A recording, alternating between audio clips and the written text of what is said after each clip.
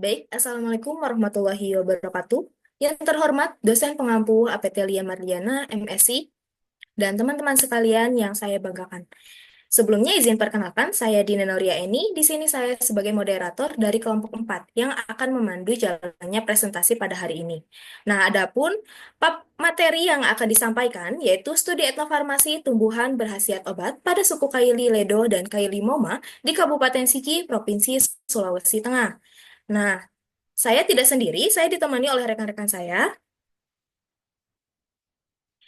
Ada saya sendiri, Dina Nauria Aini dengan NPM 022, Sarah Agnia dengan NPM 024, Siti Nur Aini dengan NPM 041, Novela Jana Nur Fitri NPM 038, dan Santika Purnamasari NPM 044.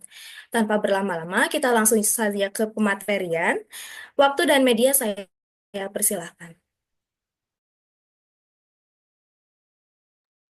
Baik, di sini ada karakteristik Kabupaten Sigi. Di sini ada aspek geografis, jadi Kabupaten Sigi ini terdiri atas dataran, hutan, dan lembah pegunungan, sehingga dapat dipetakan jadi dua kawasan, yakni wilayah lembah dan pegunungan. Luas wilayah Kabupaten Sigi adalah 5.196,02 km atau sekitar 8,40% dari total luas wilayah Sulawesi Tengah. Berdasarkan posisi geografis, Kabupaten Sigi berbatasan dengan beberapa daerah lainnya. Yang pertama, sebelah utara berbatasan dengan Kabupaten Donggala dan Kota Palu, sebelah selatan berbatasan dengan Kabupaten Luwu Utara Provinsi Sulawesi Selatan, sebelah barat berbatasan dengan Kabupaten Mamuju dan Mamuju Utara Provinsi Sulawesi Barat, dan Kabupaten Donggala, sebelah timur berbatasan dengan Kabupaten Parigi Montong dan Kabupaten Poso. Secara administrasi, pemerintah Kabupaten Sigi terdiri dari 15 kecamatan dan 176 desa dan satu unit pemukiman transmigrasi atau UPT.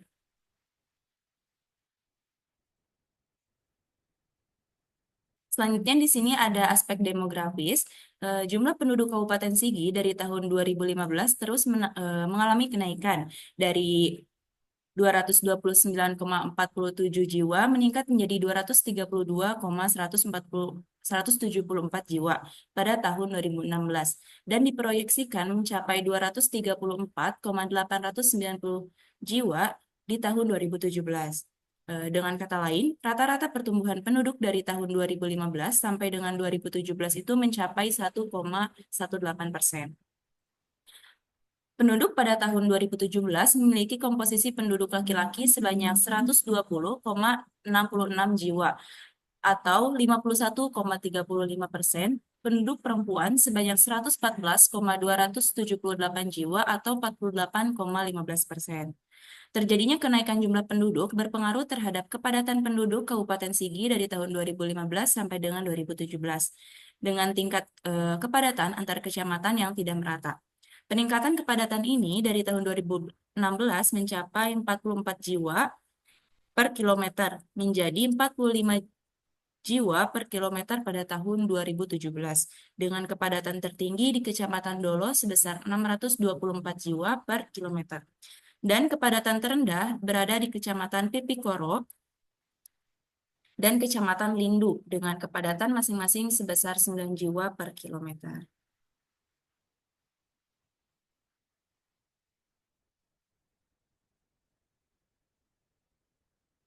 Selanjutnya di sini ada aspek sosial dan budaya. Yang pertama itu di Kabupaten Sigi ini terdapat peninggalan sejarah. Kabupaten Sigi memiliki banyak peninggalan sejarah seperti rumah adat, rumah raja, megalitikum, guma, siga, dan makam. Salah satu peninggalan sejarah yang terkenal adalah Batu Lumpang yang berada di Desa Watunonju, Kecamatan Sigi Kota. Kemudian yang kedua itu ada cagar budaya. Kabupaten Sigi memiliki cagar budaya seperti Desa Bangga dan Taman Megalitik Watunonju. Cagar budaya ini menjadi tempat wisata dan penelitian serta pusat pengembangan identitas dan jati diri masyarakat. Selanjutnya yaitu ada Festival Kabupaten Lestari. Nah, Kabupaten Sigi ini pernah menjadi tuan rumah Festival Kabupaten Lestari pada tahun 2013. Festival ini merupakan ajang untuk mempromosikan potensi budaya dan peninggalan sejarah kepada pemerintahan pusat dan mancanegara.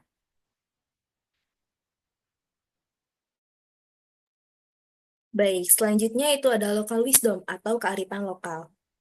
Nah, Kearifan lokal sendiri itu merupakan segala sesuatu kebijaksanaan yang didasari oleh nilai-nilai kebaikan yang dipercaya, diterapkan dan senantiasa dijaga dan keberlangsungannya dalam kurun waktu yang cukup lama secara turun-temurun. Nah, oleh sekelompok orang dalam lingkungan atau wilayah tertentu yang menjadi tempat tinggal mereka. Nah, masyarakat Kaili ini memiliki kearifan lokal dalam melestarikan ungkapan-ungkapan, pantangan atau pamali, dan upacara adat lainnya, pelestarian hutan dan perairan danau lindu. Nah, selain itu, masyarakat Kaili juga memiliki kearifan lokal berupa ritual adat menggosok gigi, bagian atas dan bawah hingga rata yang disebut nakeso. Nah, ritual ini bertujuan agar anak-anak dapat bahagia serta kelak dapat memasuki pintu perkawinan dengan baik, panjang umur, murah rezeki, menjaga dirinya, serta adat istiadat leluhurnya.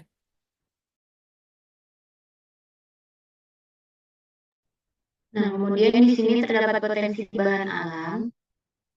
Untuk potensi bahan alam ini, penelitian tentang penggunaan bahan alam oleh masyarakat suku Kaili Ledo dan Kaili Moma di Kabupaten Sigi mengungkapkan bahwa kekayaan keanekaragaman hayati dan pengetahuan tradisional yang berharga dalam pengobatan tradisional.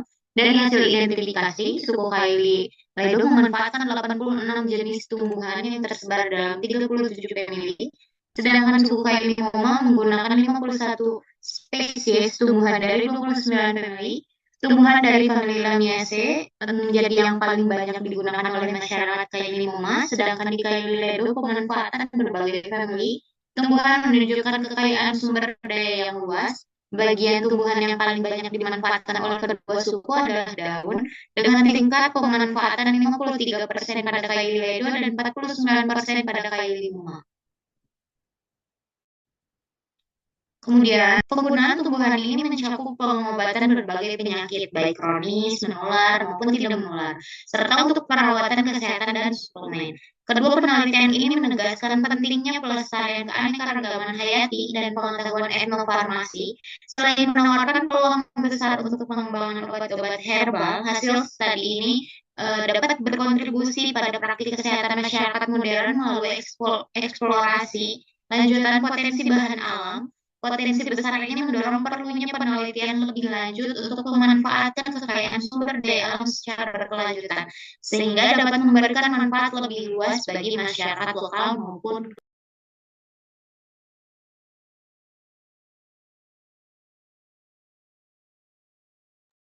Baik, yang selanjutnya di sini ada identifikasi tanaman atau bahan alam.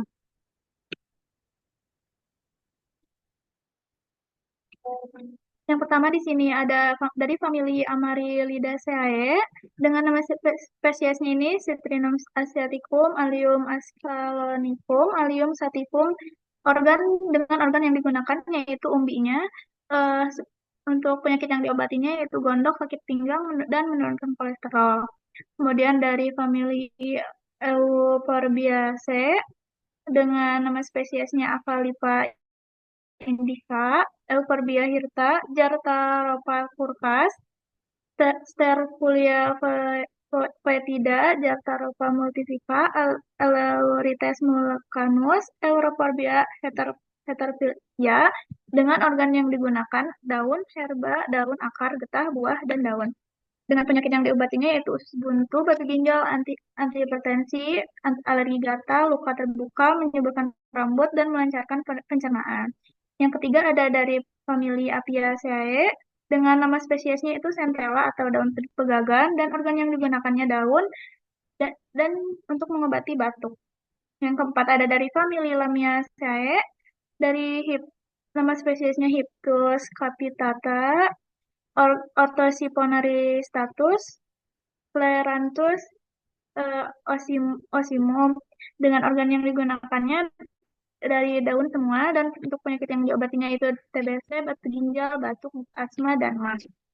Yang kelima ada dari famili Anonaceae, nama spesiesnya Anona muricata, yang digunakannya itu daun untuk mengobati kanker. Yang keenam ada Leguminosae dari spesies Mimosa pudica, Tamarindo, Sena alata, Sesbania grandiflora, yang digunakannya ada daun, buah, daun, dan daun. untuk mengobati ambeien, melancarkan peredaran darah, gatal-gatal, dan kanker. Yang ketujuh ada dari famili Acanthaceae dan nama spesiesnya Androrhaphides paniculata dan seri Colalix crispus. Yang digunakannya yaitu daun untuk mengobati mah, batu ginjal, dan batu ginjal. Yang kedelapan ada famili Zingiberries. Di sini dapat dilihat di gambar. Untuk yang digunakannya yaitu rimpang, dan penyakit yang diobatinya di sini ada panas dalam, sakit perut, sakit pinggang, kanker, keputihan, batuk, sakit kepala, dan penambah nafsu makan. Next.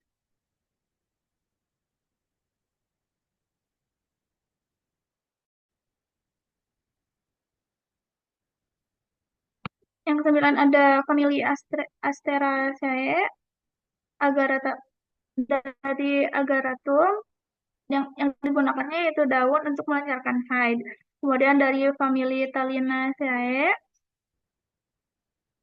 dengan nama spesiesnya Thalinum, yang digunakannya umbi sebagai penambah stamina. Dan di sini ada Phyllantheraceae untuk penggunaannya batu ginjal dan cacingan. Yang 11 ada Phyllantheraceae, apa ini? Phyllanthus urinaria, ya, yang digunakannya yaitu herba, dan akar untuk mengobati batu ginjal dan cacingan. Kemudian ke-12 ada dari famili Acorraceae, Acorus calamus, yang digunakannya akar untuk mengobati cacingan. Yang ke-13 ada Anacardiaceae, Lanea coromandelica, yang digunakannya itu dari kulit batangnya untuk mengobati diabetes. Kemudian ada dari famili Moraceae, yang digunakan dari spesiesnya Fatua pilosa, yang digunakannya akar untuk mengobati liver. Kemudian yang ke-15 ada dari famili Rutaceae, Citrus aurantiifolia, yang digunakannya itu buah untuk mengobati batuk. Yang ke-16 ada dari famili Oxalidaceae, Averrhoa bilimbi, dari yang digunakannya buahnya untuk mengobati usus buntu. Kemudian ada Viperaceae, nama spesiesnya Vipera Battle L atau sirih, yang digunakan daunnya untuk mengobati keputihan. Yang ke-18 ada dari keluarga Apocynaceae, nama spesiesnya Alstonia scolaris, yang digunakannya kulit batang untuk mengobati batu ginjal diabetes. Yang ke-19 ada dari famili Myrtaceae, dari Syzygium malasen, yang digunakannya kulit batang untuk mengobati diabetes. Yang ke-20 ada dari famili Solanaceae, yang digunakan spesiesnya Datura metel, yang digunakannya yaitu daunnya untuk mengobati gatal-gatal. Yang ke-21 ada dari famili Litharese, Lawsonia inermis, yang digunakan daun untuk mengatasi nyeri head. Dari famili Caricae, yang Carica papaya, digunakannya daun untuk mengobati malaria. Kemudian dari famili Moringaceae, Moringa oleiferae, yang digunakannya akar untuk penambah stamina. Ada dari famili Lauraceae, Persea americana, untuk yang digunakan yaitu daunnya untuk mengobati stroke. Kemudian dari famili Aracaceae, area satesu, yang digunakan buah untuk mengatasi keputihan. Dari famili Boraginaceae subcordata, untuk mengatasi diabetes. Dari famili Menispermaceae, Tenflora, daun untuk mengatasi demam. Kemudian dari Fabaceae, Klein Hospital, yang digunakan daunnya untuk mengatasi gatal-gatal. Kemudian dari famili Larantaceae, Dendropte, yang digunakan daunnya untuk mengatasi gondok. Kemudian ada dari famili Basalaceae, Andrea cordifolia, yang digunakannya itu daun untuk mengatasi sakit gigi dan luka terbuka. Kemudian dari famili Poaceae, Oryza sativa, yang digunakan buahnya untuk mengatasi gatal-gatal. Kemudian dari famili Cucurbita, eh, Momordica carantia, yang digunakan yaitu daunnya untuk mengatasi batuk. Selanjutnya dari famili Timalaceae, Valeria Marcocarpa, yang digunakannya bisa daun atau bunga untuk mengatasi kanker dan diabetes. Selanjutnya dari famili Crescentia juteje, yang digunakan yaitu buahnya untuk mengatasi kolesterol. Kemudian dari famili Crassulaceae, Bryophyllum cinatum, yang digunakan daun untuk mengatasi demam. Kemudian dari famili Amarantaceae, Acryrantes, yang digunakannya yaitu batang untuk mengatasi penyakit kuning. Kemudian Musaceae, Musa sp atau pisang, yang digunakan yaitu daunnya sebagai antihipertensi. Selanjutnya ada Asteraceae dengan nama Latin Hipistacipitata Jack, yang digunakan yaitu daun dan bunga untuk mengatasi batuk. Selanjutnya ada Rutaceae dengan nama Latin Citrus aurantifolia, Morinda citrifolial, dan Pogostemo nauricularius, yang digunakan yaitu buah sama untuk mengatasi batuk juga. Selanjutnya ada Amarantaceae dengan nama Latin Amaranthus pinosil, yang digunakan yaitu daun untuk suar dingin. Ada Asteraceae Eclipta yang digunakan daun untuk mengatasi kudis. Ada Euphorbiaceae dengan nama Latin Acalipha indical herba untuk asam urat. Ada Euphorbiaceae lagi dengan nama Latin Jatropa gossypifolia, yang digunakan yaitu daun untuk mengatasi rematik. Ada Salaginelaceae dengan nama Latin Salaginella sp, yang digunakan yaitu daun untuk mengatasi panas dan mata tinggi. Selanjutnya ada Solanaceae atau Solanum lycophyllum, yang digunakan yaitu buah untuk kanker payudara. Selanjutnya ada Lauraceae dan Phoceae Cinnamonum sp, Oryza sativa, yang digunakan yaitu daun dan batang buah untuk mengatasi stroke dan diabetes. Selanjutnya ada Myrtaceae dengan nama Latin Pisidium guajapa, yang digunakan yaitu buah untuk mengatasi diabetes. Ada Plantaginaceae dengan nama Latin Plantago major, yang digunakan yaitu daun untuk mengatasi asus buntu. Ada Moraceae dengan nama Latin Artocarpus altilis, yang digunakan yaitu daun untuk mengatasi hepatitis. Selanjutnya ada Irindaceae dan Poaceae iris domestica, yang digunakan daun dan akar untuk mengatasi lemah syahwat. Selanjutnya ada Fabaceae dengan nama Latin Pygnaumuciolata, yang digunakan daun dan buah untuk mengatasi sakit mata, konjungtivitis, dan cacingan. Selanjutnya ada Apocynaceae atau Adenium bosemum, yang digunakan yaitu daun untuk mengatasi sakit gigi. Selanjutnya ada Apiaceae dan Lamiaceae, Cantella asiatica, dan Hepitis captita, yang digunakan yaitu daun untuk mengatasi gondok. Selanjutnya ada Areaceae atau Cocos muscifera, yang digunakan buah untuk mengatasi cacar dan serampa. Iridaceae dengan nama Latin Eleuterina bulbosa, yang digunakan yaitu umbi untuk mengatasi jantung. Selanjutnya ada Myrtaceae Psidium guajapa, yang digunakannya buah untuk demam berdarah. Selanjutnya ada Anacardisaceae dengan nama Latin Mangifera minor, yang digunakan yaitu buah untuk mengatasi kolesterol.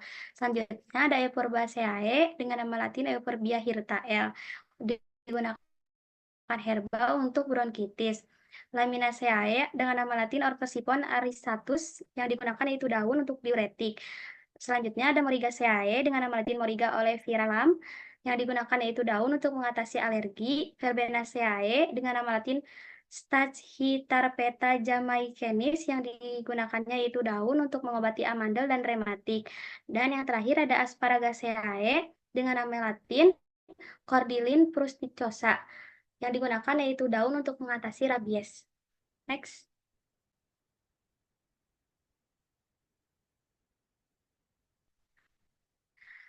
Berikut ini cara penggunaan. Dengan Salah. Cara penggunaan berikut adalah persentase cara pemakaian atau penggunaan tumbuhan yang digunakan sebagai obat tradisional pada suku Kaili Ledo di Kabupaten Sigi, Sulawesi Tengah. Dengan cara pemakaiannya diminum itu mendapatkan 74%, yang dimakan 2%, digosok 11%, ditetes 4%, dan ditempel sebanyak 9%. Baik, ini adalah referensi jurnal yang digunakan oleh kelompok kita. Sekian, terima kasih dari kelompok kita. Mohon maaf apabila ada kesalahan dalam perkataan, dan semoga materi yang telah disampaikan bermanfaat bagi kita dan bagi penonton yang telah mendengarkan. Sekian, terima kasih. Wassalamualaikum warahmatullahi wabarakatuh.